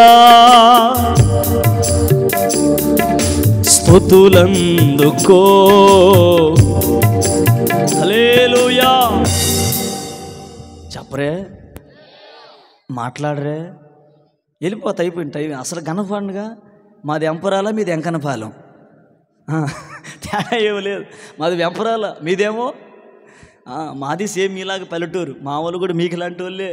అందుకే మేము విశ్వాసులకి ముద్దు పేరు పెడతాం. అప్పుడు మీరు కూడా ముద్దు పేర్లు పెడతారు కదా పిల్లలకి, మేము కూడా పెట్టి విశ్వాసులు పిశాసులని. మీరేం చేయలేరుగా, మేము వెళ్ళిపోతాం ఇప్పుడు. హల్లెలూయా. మీరు చాలా మంచోళ్ళు, ఎంకన్న పని వాళ్ళు. గట్టిగా చెప్పండి హల్లెలూయా అని. మంచోళ్ళు అంటే చెప్తారా, మంచోళ్ళు కాదంటే చెప్పరా? రైట్, సంతోషంగా చెప్పండి. నిద్ర వచ్చేవాళ్ళు గట్టిగా హల్లెలూయా చెప్పండి. అబ్బా తగులుకుంటుంది మొత్తానికి. నెంబర్ 1, ఆయన యందు నమ్మకం ఉంచాలి. రెండవది, ఆయన తట్టు మనము గమనించండి. ఎందుకో చెప్పాలనుకుంటున్నా. ఆశారాజు అని ఒక ఆయన ఉన్నాడు బైబిల్లో. తను స్థిరపడినంత కాలం దేవుని మీద ఆధారపడ్డాడు. ఒకరోజు ఆయనకి రోగం కలిగింది. ఏం కలిగింది? ఎక్కడ కలిగింది? పాదములో. ఎక్కడ? అప్పుడు బైబిల్లో రాయబడిన మాట, ఆశ దేవుని కూడా విడిచిపెట్టి వైద్యులు తట్టు తిరిగాడు. నేను అంటాను, అవకాశం ఉన్నప్పుడు ఒకలాగా, అవకాశం తీర్చబడిన తర్వాత ఒకలాగా తిరిగేవాడు క్రైస్తవుడు కాదు. అన్ని సమయాలలో, అన్ని పరిస్థితుల్లో దేవుని తట్టు చూసేవాడు ఎన్నడూ సిగ్గుపడడు. నేను ఇక్కడ ఒక మాట చెప్పాలనుకుంటున్నా. మరి ఈ రోజున నీకు కష్టం ఎదురైనప్పుడు, ఇబ్బందులు ఎదురైనప్పుడు, కష్టకాలాలు నిన్ను వెంటాడుతున్నప్పుడు ఎవరి తట్టు నువ్వు చూస్తున్నావు? అప్పుడప్పుడు ఇప్పుడు దావీదు చెప్పిన మాటే చెప్తా, కొండల తట్టు నా కన్నులు ఎత్తుతున్నాను అన్నాడు. అంటే కొండల వైపు అని కాదు, మనుషులుగా మన బ్రతుకుల్లో కొంతమంది కొండలాంటి మనుషులు ఉంటారు.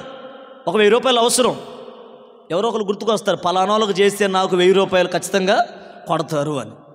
పలానాలను ఆశ్రయిస్తే నాకు ఈ డబ్బులు ఇస్తారని ఒక నమ్మకం ఉంటుంది. ఒకవేళ నీ దృష్టిలో వాళ్ళే కొండలాంటి వాళ్ళు కావచ్చు, వారే నీకు సహాయం చేసే ఒక గొప్ప మనుషులు కావచ్చు. నేను అంటాను, ఒకవేళ మనుషులు తట్టు చూచినా నీకు కలగని సహాయం, నీకు దొరకని సహాయం దేవుని తట్టు చూడు. నువ్వు అనుకున్న ప్రతిదీ నీ సొంతం దేవుడు చేయగలడు. హల్లెలూయా. నాకు బాధ కలిగించే మాట ఏంటంటే, బయట ఆయా ప్రాంతాలు తిరుగుతున్నప్పుడు నాకు బాగా మనసు నొప్పించే మాట ఏంటో చెప్పనా? చాలామంది అండి క్రైస్తవుల్ని దూషిస్తూ మాట్లాడుతున్నారు. అవునా కాదా? అవునా కాదా? అలా మాట్లాడుతుంటే కడుపు మండిపోద్దు నాకు. ఏం చేసింది క్రైస్తవ్యం? ఎందుకు దూషిస్తున్నారు క్రైస్తవ్యాన్ని? కొంతమంది పాస్టర్లను ఎగతాళి చేస్తారు, కొంతమంది నాయకులను ఎగతాళి చేస్తారు. ఆడ అసలు పాస్టర్ కాదురా, అతనికి అది సేవే కాదు అని ఇట్లా హేళనగా మాట్లాడతారు. ఆయా ప్రాంతాల్లో మేము వింటున్నాం. నాకు అనిపించింది, ఎందుకు ఇలా క్రైస్తవం గురించి అలా మాట్లాడుతున్నారు? అసలు ఇలా బుద్ధి లేదనుకుంటాను నేను. బుద్ధి లేనిది వాళ్ళకి కాదు, మనకి. అవునంటారా కాదంటారా? ఏం మాట్లాడట్లా. ఎంపరాల నుంచి ఎంకన్నపాలెం వచ్చి నాకు బుద్ధి లేదంటావు అన్నట్టు చూస్తున్నావు. Praise the Lord. హల్లెలూయా. కాస్త గట్టిగా చెప్పండి. ఎందుకు చెప్పనా? క్రైస్తవ్యం ఈ రోజున అనేక ప్రాంతాలు ఎందుకు చులకనైపోయిందో చెప్పనా? మనల్ని బట్టే. మందిరాల్లో ఒకలాగా కనపడింది నీవు, మందిరం దాటిన తర్వాత నీ ప్రవర్తన ఎలా ఉంది? మందిరంలో దేవుని కోసం బ్రతకాలని తీర్మానించుకున్న నీవు, మందిరంలో దేవుని తట్టే తిరిగిన నీవు, మందిరం దాటిన తర్వాత ఎవరి తట్టు తిరుగుతున్నావు? ఈ రోజున ఎంత మహోత్సవ సభలు జరుగుతుంటే చక్కగా పరిశుద్ధ గ్రంథమైన బైబిల్ చేతబట్టుకొని పరిశుద్ధమైన భక్తి చేయడానికి వచ్చిన నీవు, ఇదే పరిశుద్ధత, ఇదే ప్రవర్తన, ఇదే అభిషేకం అంతం వరకు నీలో ఉంటే బాగుండు. మరి మధ్యలో నీవు భక్తిలో వెనకబడట్లేదా? ఏమండి, ఈ రోజున పట్టుమని 10 నిమిషాలు ప్రార్థన చేసే ప్రార్థనా పరులు కనుమరుగైపోయారండి. పరిశుద్ధమైన ప్రవర్తన కలిగి బ్రతికే మనిషి కనుమరుగైపోయాడు. నేను అంటాను, ఒకవేళ నువ్వు చేస్తున్న భక్తి, నువ్వు చేస్తున్న ప్రవర్తన లోకములో ఏ మనిషి చూడకపోవచ్చు, కనులిచ్చిన దేవుడు. జాగ్రత్త. నువ్వు ఎలా ప్రవర్తిస్తున్నావో, ఎలా నడుస్తున్నావో, ఏ మాట మాట్లాడుతున్నావో, ఏ చూపు చూస్తున్నావో ప్రతిదీ కనిపెడుతున్న దేవుడు ఆకాశమందు సింహాసనాసీనుడై ఉన్నాడు. నేను అంటాను, అన్ని పరిస్థితుల్లో నువ్వు ఎవరి తట్టు చూడాలి చెప్పనా? ఎవరి తట్టు? ఆయన తట్టు చూడు, నువ్వెన్నడూ సిగ్గుపడకుండా దేవుడు చేస్తాడు. మరి ఎందుకు మనుషుల తట్టు చూస్తున్నావు? ఎందుకు కొండలాంటి వాళ్ళని అండగా చేసుకున్నావు? భక్తుడు పాట పాడతాడు కదా, కొండ నీవైతివయ్యా. వదిలే పాట కచేరీ పెట్టాడుకుంది ఈరోజు. చక్కగా ప్లే చేస్తున్నారు, నా నిండా వందనాలు. హల్లెలూయా. కొండ నీవైతివయ్యా, నా అండ. నిజమేగా? మరి నీ కొండ ఎవరు? అబ్బో ఫోన్లో నా బంగారు కొండ. ఎవరమ్మా? బంగారం. అందుకే మా వాడున్నాడు. నేను అంటాను, ఈ బంగారాలు సింగారాలు ఎన్నడూ నీ దగ్గరికి రారు. జాగ్రత్త. దేవుని తట్టు చూడు, గొప్ప కార్యం దేవుడు చేస్తాడు. ఒక మాట చెప్పనా, నేను ఇంటర్ చదువుతున్నప్పుడు దేవుని పిలుపు అందుకొని సేవకు వచ్చాను. నా ఇంటర్లో మా వినాలి రాజు దయ్యం పట్టినట్టుంది, వదిలి ఏ సునామలో పో అమ్మా ఇన్రా, మంచి పిల్లవు నువ్వు, రైట్. ఎటు గలేలు చెప్పండి, చెప్పనా ఆపనా? ఎట్ట కుదిరితే చెప్పండి, టైం అయిపోతుంటే. ముగిస్తున్నా, ముగింపులోకి వచ్చా. ఆయన తట్టు చూసిన వాడు ఎన్నడూ, ఈ మాట గురించి చెప్తున్నా. నేను ఇంటర్ చదివేటప్పుడు దేవుడి దయ వల్ల సబ్జెక్టులు మొత్తం ఎన్ని? బాబాయ్ మాట్లాడండి అమ్మా, నీకు నిండా వందనాలు అక్క. ఎన్ని? ఎంపీసీ అన్న 6, ఫస్ట్ ర్యాంక్ మందే. చప్పలు కొట్టండి గట్టిగా. 6 సబ్జెక్టులకి 5 ఫెయిల్ అయ్యా. ఇప్పుడు కొట్టు, ఆల్ అవుట్. వాడు ఎవడో కనికరించి ఒకడు పాస్ చేసాడు దేవుడి దయ వల్ల. ఈ మధ్య మావాడు ఒకడు ఫెయిల్ అయ్యాడు. ఏంటంటే రుద్దేవుడు సరిగ్గా రుద్దలేదని అంటున్నాడు. నువ్వు రాయకపోగా రుద్దేవుడి మీద నెపం మోపితే అట్ట? ఒకసారి ఆలోచించండి. 5 సబ్జెక్టులు ఫెయిల్ అయితే అనుకున్నా, మనకు చదువు అబ్బేటట్టుకు లేదులని చెప్పేసి మా ఇంట్లో వాళ్ళు ఐటీఐ జాయిన్ చేశారు. దేవుడి దయ వాళ్ళే కాఫీలు రాయించి పాస్ చేయించారు దేవుడి దయ వల్ల. ఏదో ప్రైవేట్ జాబ్ నిజామాబాద్లో ఒకటి ఇస్తానంటే వెళ్దామని సిద్ధపడుతుంటే ఎందుకు దేవుని యొక్క మాట నన్ను పట్టుకుంది. బాల్యం నుంచే మా అమ్మ దర్శనంతో నాకు జన్మనిచ్చింది. 3 అక్కల తర్వాత నేను పుట్టాను. నేను పుట్టుకు మునిపే దైవజనుడు, చనిపోయిన దైవ సేవకుడు దినకరన్ గారు, పాల్ దినకరన్ గారు, ఆయనకు ఒక లెటర్ రాసింది అమ్మ, మగబాబు కావాలని. అప్పటికే 3 ఆడపిల్లలు మా అమ్మకి. మా అమ్మతో లెటర్ రాసి ఆయన పంపించారు. ఇప్పటికీ ఆ లెటర్ ఉంది మా ఇంట్లో. ఏమని రాశాడు చెప్పనా? ఖచ్చితంగా నీకు మగపిల్లవాడు పుడతాడు, అతనికి నా పేరే పెట్టు పాలని, ఆ బిడ్డ సేవ చేస్తాడని ఆయన ప్రవచన రీతిగా రాసి పంపించాడు. ఆయన చెప్పిన టయానికి నేను పుట్టడం, మా అమ్మ సేవకు సమర్పించడం జరిగింది. చదువుకుంటున్న ఆ దినాల్లో ఐటీఐ చదువుతున్నప్పుడు నాకు అర్థమైంది, ఈ చదువులు ఇవన్నీ మన వల్ల అయ్యే పని కాదు అని చెప్పేసి, మీరు నమ్ముతారో లేదో, సర్టిఫికేట్లు మొత్తం చింపేసి తగలబెట్టేసానండి. నిజం. ఏ సర్టిఫికేట్లు నా దగ్గరలో, మీరు అటు చేయమాక లేనిపోయింది, కొడతారు. మొత్తం చింపేసి తగలబెట్టానండి. తగలబెట్టి నమ్మకంగా దేవుని పరిచయలో ఒక సండే స్కూల్ టీచర్గా నడిపించబడ్డాను. ఆ సండే స్కూల్ పరిచర్య జరిగించుకుంటూ ఇది ఇక్కడ కూర్చొని యవన బిడ్డలు లాంటి బిడ్డలు దాదాపు 20-30 మంది మా దగ్గర ఉన్నారు. ఇదే యవన బిడ్డలు. వాళ్ళు నడిపించుకుంటూ ఉన్నాం. ఒక సేవా దర్శనం.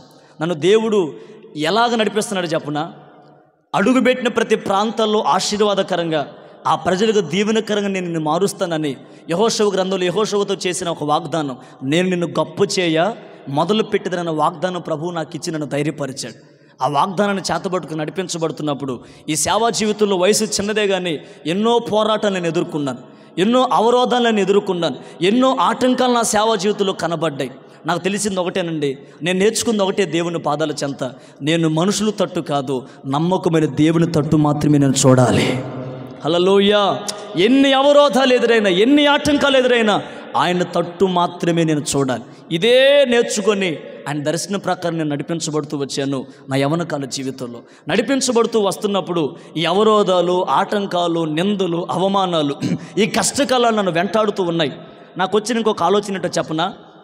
సువార్త అందని ప్రాంతాలు చాలా ఉన్నాయి. కొన్ని పేరుకే క్రైస్తవ సంఘాలు, సంఘంలో ఆత్మీయత లేదు, సంఘాల్లో బలమైన ఉద్యమం లేదు, అభిషేకంతో కూడిన దేవుని ఆత్మ పనిచేయట్లేదు. ఇవన్నీ మనసుకు నొచ్చుకొని నేనే ఒక స్వార్థికునిగా పనిచేస్తే బాగుండు అని, మీరు నమ్ముతారో లేదో, నేను ఇప్పటికీ తబలా ప్లే చేస్తూ ఉంటాను దీవెనయ్య పాస్టర్ గారి దగ్గర. దీవెనయ్య గారు ఎంతమందికి తెలుసు? బుడంపాడు దీవెనయ్య పాస్టర్ గారు. ఆయన దగ్గర తబలా ప్లేయర్గా పనిచేస్తూ ఉంటానన్నా. ఇప్పటికీ వాస్తవానికి అప్పుడు ప్రోగ్రాలు చేసేవాడిని, ఇప్పుడు మానేసి సేవపరంగా ఏదైనా ఉంటే ఆయన ప్రోగ్రామ్స్కి మాత్రమే వెళ్తాను, తర్వాత నా సేవ చూసుకుంటూ ఉంటాను. ఇట్లా నడిపించబడుతూ మీరు నమ్ముతారో లేదో 9 లేక 8 సంవత్సరాలు సంపాదించిన సంపాదన ప్రోగ్రాల మీద 6-7 లక్షల రూపాయలు. ఇంట్లో నన్ను ఒక్క రూపాయి అడగరండి, ఏ రూపాయలు ఇంట్లో ఇచ్చి అడగను, నిజం వాస్తవం. వాళ్ళు నన్ను సేవకు అప్పచెప్పారు. 6 లక్షల రూపాయలు చేత పట్టుకొని, ఇదిగో ఇక్కడ ఒక తమ్ముడు ఉన్నాడు, రాజు లేచి నిలబడి అన్న త్వరగా. ఈ తమ్ముడిని చేత పట్టుకొని విజయవాడ వెళ్ళి కూర్చో, విజయవాడ వెళ్ళి బాక్సులు, లైటింగ్లు సమస్తం కొనిపెట్టాం ఒక్క రోజులోనే. మా ఆలోచన ఏంటో చెప్పనా, ఉచితంగా సేవ చేయాలి, ఉచితంగా సువార్తను ప్రకటించాలి. ఒక ప్రాంతాన్ని ఎన్నుకొని అది ఎంత దూరమైనా ఎంత భారమైనా ఎక్కడ ఏది ఆశించకుండా దేవుని సువార్త ప్రకటించాలని ఆశతో నడిపించబడితే ఇప్పటికీ నా దేవుని మహాకృప 250 కంటే ఎక్కువ గ్రామాలు దేవుడు నడిపించాడు. హల్లెలూయా.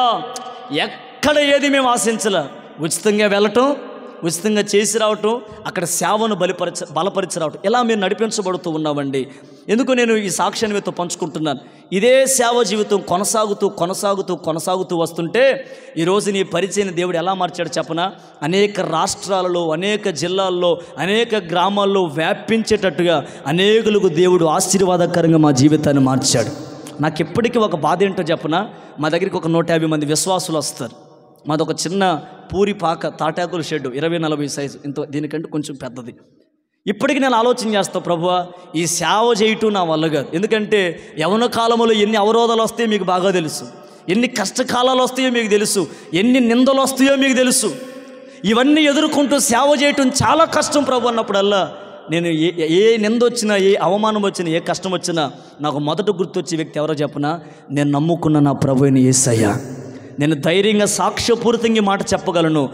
నేను ఇన్ని సంవత్సరాల సేవలో నిలవబడి చేస్తున్నానంటే నేను మనుషులు తట్టి చూసి కాదండి, నేను ప్రతి సందర్భంలో దేవుని తట్టే చూస్తున్నాను, ఆయన మీదే నమ్మకం ఉంచుతున్నాను.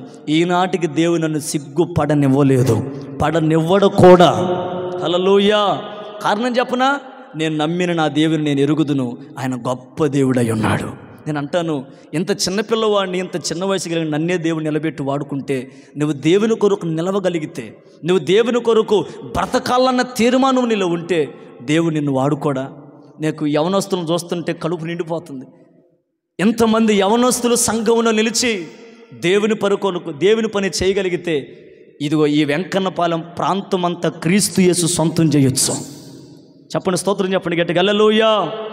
ఒక యవనస్తుడు చాలండి, దేవుని కొరకు నిలిచే ఒక యవనస్తుడు చాలు గ్రామం కదలటానికి. నా ఆశ అదే. నాతో ఉన్న తమ్ముళ్ళతో ఎప్పుడు అదే మాట చెప్తాను, తమ్ముడా మన ఆశ, మన గురి ఆత్మల స్వాస్థ్యం, ఆత్మల సంపాదన అయి ఉండాలి. ఏమనుభవించావు ఇప్పటిదాకా, ఏ పద్ధతుల మధ్య నడిపించబడ్డావు, ఈ రాత్రి అయినా నువ్వు దేవుని తట్టు తిరగటానికి ఆలోచన చేసి నిలవబడు. దేవుడు నిన్ను కూడా వాడుకొని ఎక్కడ తలదించుకునే రోజు రానివ్వకుండా నువ్వు దినము దేవుని తల పైకెత్తుకునేటట్టుగా చేయగలడు.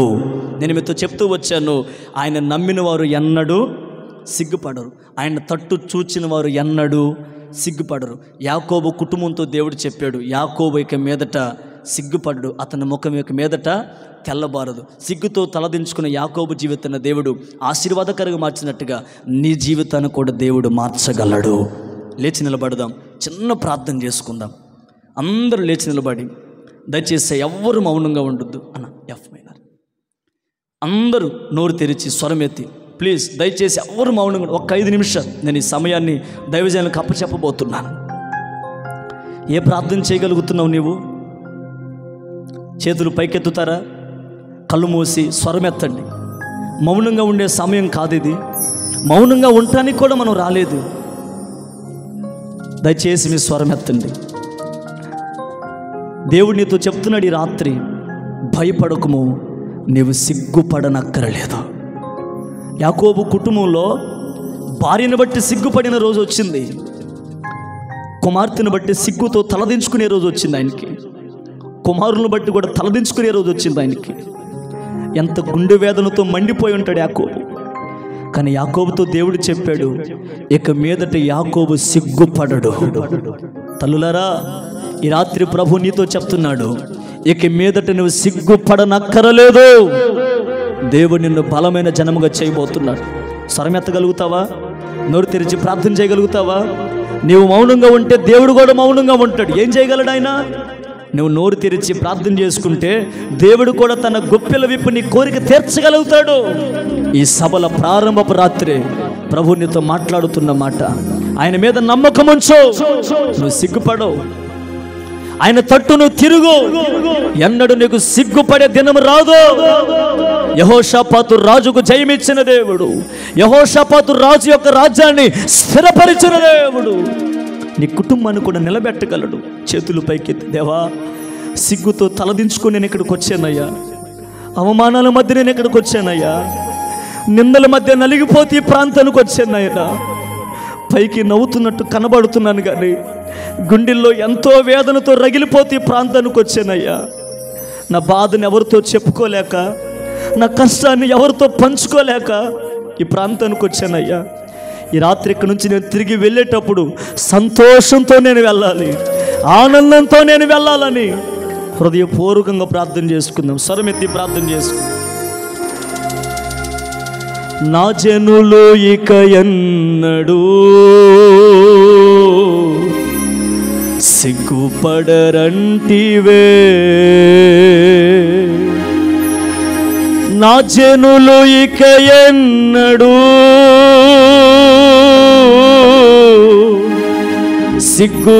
సిగ్గుపడరంటివే, నా జనులు ఇక ఎన్నడూ సిగ్గుపడరంటివే. చప్పలు కొడుతూ, నా జనులు ఇక ఎన్నడూ సిగ్గుపడరంటివే, కృప వెంబడి కృపను పొందుచు, కృపలో జయగీతమే పాడుచు. ఆమె కృప వెంబడి పొందుచు, కృపలో జయగీతమే పాడుచు, కృపలో జయగీతమే పాడుచు. యేసయ్యా నీవే నాకని, వేరెవ్వరు నాకు లేరని. యేసయ్యా, స్వరమెత్తి పాడాలందరూ. వేరెవ్వరు నాకు లేరని వేనోళ్ళ కొనియాడినా, నాశలు తీరవే.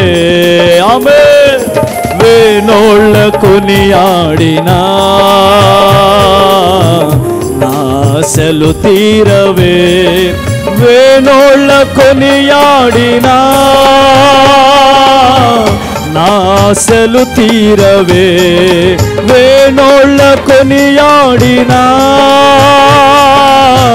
నాశలు తీరవే. నా జనులు ఇక ఎన్నడూ సిగ్గుపడరంటివే, నా జనులు ఇక ఎన్నడూ సిగ్గుపడరంటివే, నా జనులు ఇక ఎన్నడూ సిగ్గుపడరంటివే, నా జనులు ఇక ఎన్నడూ సిగ్గుపడరంటివే. ఆమె నా జనులు, ఇదొక వాగ్దానం. సిగ్గుపడనివాడు ఆయన, తలదించుకునే స్థితి రానివాడు. నా జనులు ఇక ఎన్నడూ సిగ్గుపడరంటివే.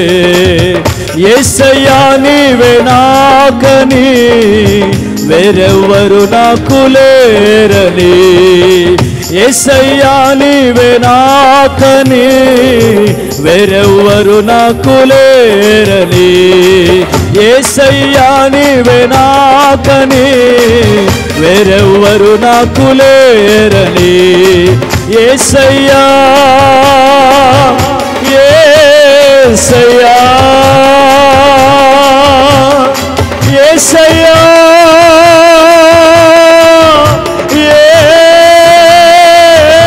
యేసయ్యా, యేసయ్యా నీవే నాకని, వేరెవ్వరు నాకు లేరని. యేసయ్యా నీవే, యేసయ్యా నాకున్న ఆధారము నీవే, నాకున్న ఆశ్రయము నీవే, నాకున్న కొండ లాంటి ధైర్యము నీవే. యేసయ్యా నీవే నాకని వేరెవరు నాకు లేరని, యేసయ్యా నీవే నాకని వేరెవరు నాకు లేరని. రెండు చేతులు ఆకాశం వైపు చాపు. నా జనులు ఇక ఎన్నడూ సిగ్గుపడరంటివే. నువ్వే చెప్పావు కదా ప్రభా, నా జనులు ఎన్నడూ సిగ్గుపడరన్నావు కదా నాయన. ఈ రాత్రి ప్రజలు సిగ్గుపడి వచ్చారేమో, తల ఎత్తుకొని తిరిగి వెళ్ళదురుగాక, అవమానము తొలగించుకొని వెళ్ళదురుగాక, సంతోషముతో తిరిగి వెళ్ళదురుగాక. నా జనులు ఇక ఎన్నడూ సిగ్గుపడరంటివే. నా జనులు ఇక ఎన్నడూ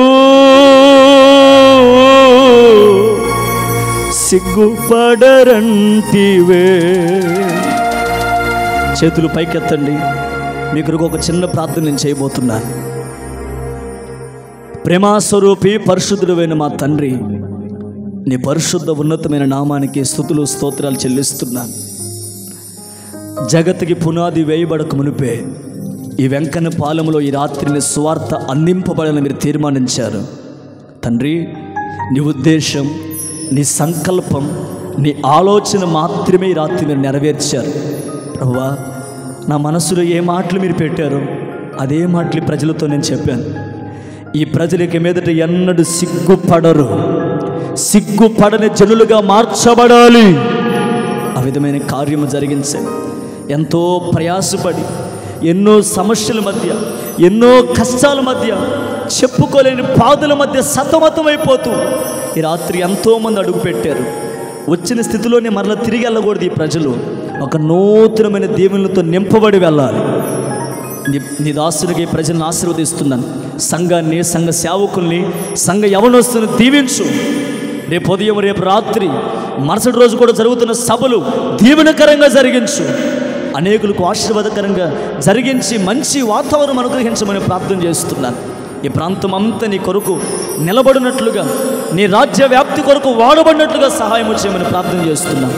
ఈ సభలకు కష్టపడిన వారిని, కానుకలు ఇచ్చిన వారిని, సిద్ధపరిచిన వారిని పేరు పేరును దీవించి మీ గొప్ప నామానికి మహిమ తెచ్చుకోమని ప్రార్థిస్తున్నాం.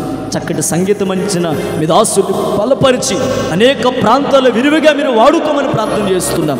నా తండ్రి, నీ ప్రజలందరిని దీవించి సిగ్గుపడకుండా చేసి బలపరచమని, యాకోబు కుటుంబాన్ని ధైర్యపరిచినట్లుగా యాకోబు ఇక మీద సిగ్గుపడడన్న వాగ్దానం ఈ ప్రజలు స్వతంత్రించుకునేటట్టుగా సహాయం చేయండి. అద్భుత కార్యాలు జరిగించండి. నీ చిత్తమైతే, మీరు రాకడ ఆలస్యమైతే మరొకసారి విధంగా కలిసి నేను స్తుతించే భాగ్యం దయచేయమని, మహిమ, ఘనత, ప్రభావములు మీకు మాత్రమే ఆరోపిస్తూ యేసు నామమున ప్రార్థించి వేడుకొనుచున్నాము తండ్రి. ఆమేన్. హల్లెలూయా. ఒక్క నిమిషం కూర్చున్నాం. నేను దైవజనులకి సమయం చెప్తున్నాను. ఒక్క నిమిషం కూర్చున్నాం. ఇంతటి వర్తమానం ముగించబడింది. ప్రభు పేరిట అందరికీ నిండు మనసుతో వందనాలు. ప్రభు మిమ్మల్ని అందరూ దీవించును గాక. అమ్మ, అందరికీ వందనాలు. నన్ను ప్రేమతో ఈ ప్రాంతానికి ఆహ్వానించినటువంటి యవనస్తులు అనిలానికి, అలాగే దైవజనులకి నిండు మనసుతో వందనాలు తెలియపరుస్తున్నాను. నా కోసం అనుదిన ప్రార్థనలో ఉంచండి. యవనకాళ్ళు ఇంకా దేవుని పరిచర్య చేయనట్లుగా ప్రార్థన చేయండి. మీకు అవకాశం ఉంటే మనకు ఒక యూట్యూబ్ ఛానల్ ఉంది, నిరీక్షణ అఫీషియల్ అనే యూట్యూబ్ ఛానల్. సబ్స్క్రైబ్ చేయమని నేను చెప్పను. మీకు ఇష్టమైతే చేయండి. ఆధ్యాత్మిక వర్తమానం వినండి. ప్రభు చిత్తమైతే మరలా కలుద్దాం. కృప అందరికీ తోడై ఉండును గాక.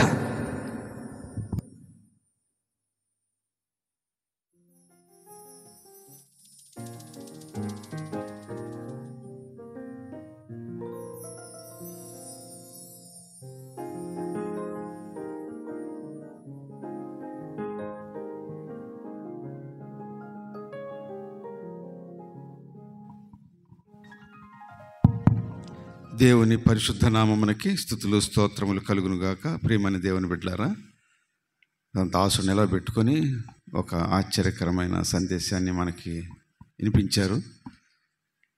ఈ సందర్భంగా మరి చివరి ప్రార్థనకి ముందు ఏదైనా విజయన్య వచ్చి కొన్ని మాటలు వందన సమర్పణ రీతిలో చెప్తే బాగుంటుంది. తర్వాత సంజమ్మ పాస్టమ్మ గారు చివరి ప్రార్థన చేస్తారు. ఆ తర్వాత మనం ముగించుకుందాం.